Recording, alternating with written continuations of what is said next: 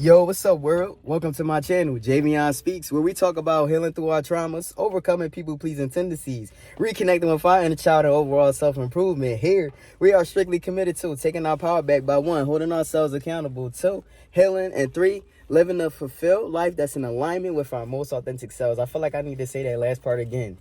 Living a fulfilled life that's in alignment with our most authentic selves. So if that sounds like a place for you, if someone you may know, subscribe, share, hit the bell so you're notified every time I upload a video. With that being said, y'all, today's video topic is on rebuilding trust within ourselves, cultivating that trust within ourselves. Like, how we gonna have that inner confidence? How we gonna have that inner knowing? How we gonna believe in ourselves? How we gonna get to that point, right? So the one major key, I feel like this is major. If you don't have this, this is the foundation. If you don't have this, it's gonna be rocky. So the foundation to me is getting to know yourself. And I know y'all probably like, well, I know myself. No, I mean really getting to know yourself.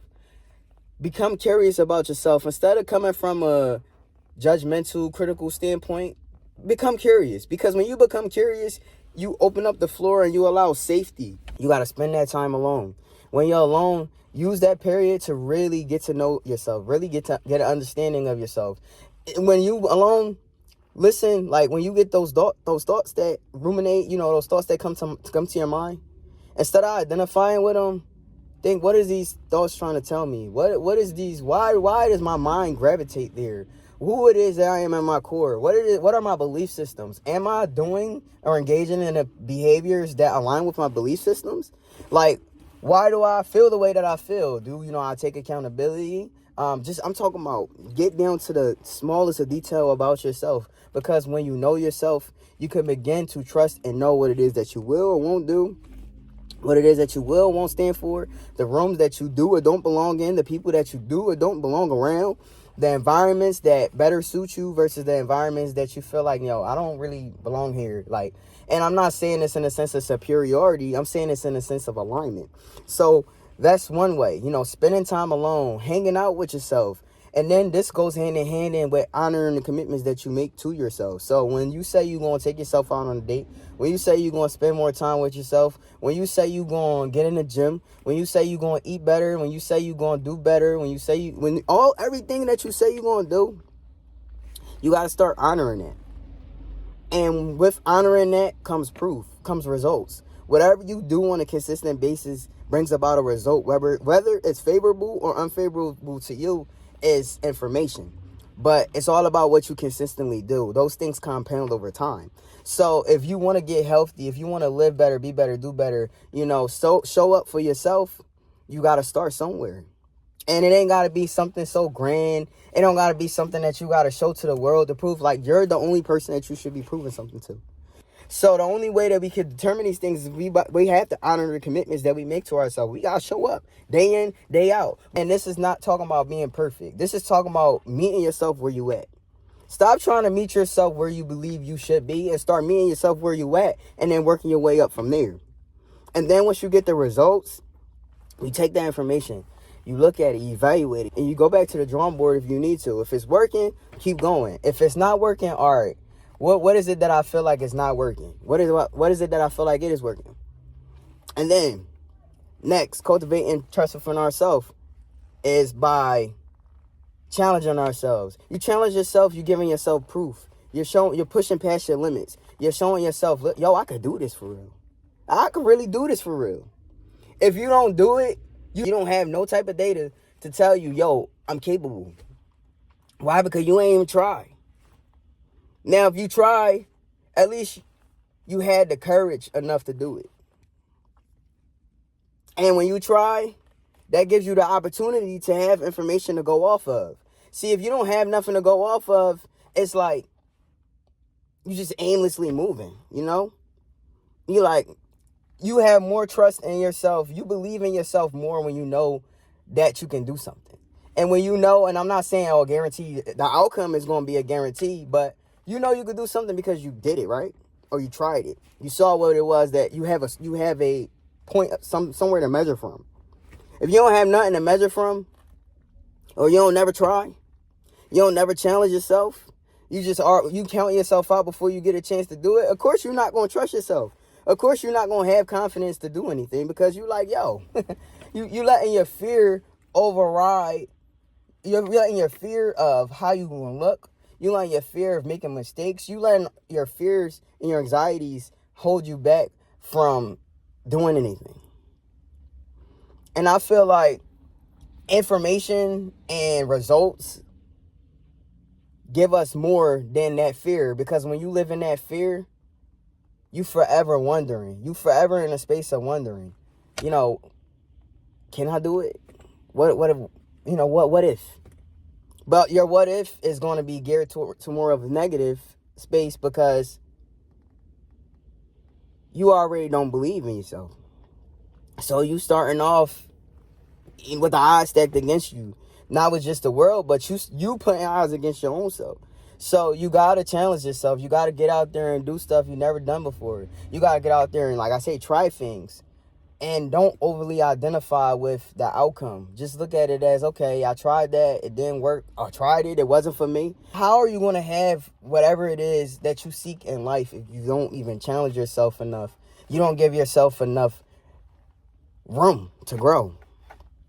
You're like, I'm just going to stay in this cage and I ain't going to never grow outside of this cage. I ain't going to never move outside of it. Like your own mental prison. You creating your own mental prison behind the fears, behind not challenging yourself, because your comfort it seems like it's more safe. Comfort always going to seem safe because it's familiar. But what's familiar to you isn't always good for you. What's familiar to you isn't going to facilitate growth. So it's like everything is going hand in hand with each other. Let the world be silent. Stop seeking approval and validation from people and start seeking your own approval. Start seeking your own validation. Why do proving yourself to other people, why is that more important than your own approval? Why do we hold people to a higher regard than we hold ourselves? Why? There has to be something internally going on. There has to be something that you haven't worked through. And the only time that you can begin to work through those things and reconnect the dots and start to heal is by making time for yourself. And understand that you are just as important as the people that you place on a pedestal. Take them people off a pedestal. They're human just like you. You're human too. And at times it's our ego that puts us in these spaces where we don't try. That puts us in these spaces where we force ourselves to settle. So that's when we start taking things personally. That's when we start seeking for people's approval, people's acceptance. We start internalizing people's rejection of us. We start to do these things that chips away at our self-trust because we don't realize that our voice is just as important, if not more important, importanter, if not more important, than the voices around us. What are you answering to? Who are you being? Are you being because that's who you truly are? That's who you are at your core? Or are you being a way because that's what other people have placed upon you? That pressure other people have placed upon you. And this is something that really triggered me to change, because I started to retreat. I retreated inward. And I started to assess my life. And I started to look at why I felt so exhausted, why I felt so burnt out, why I felt so unfulfilled. And I have a lot of the things in my life that people could dream of, people could wish for. I got things in my life that I used to dream of. And I'm just like, yo, I feel like something is missing.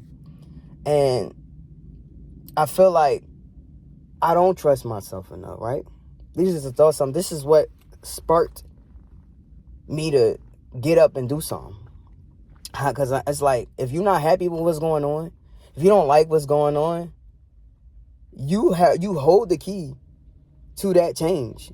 And it's either you're going to remain the same and you're going to keep doing things the same way you've always done them, or you're going to step out there and do what you got to do. And it's going to be uncomfortable.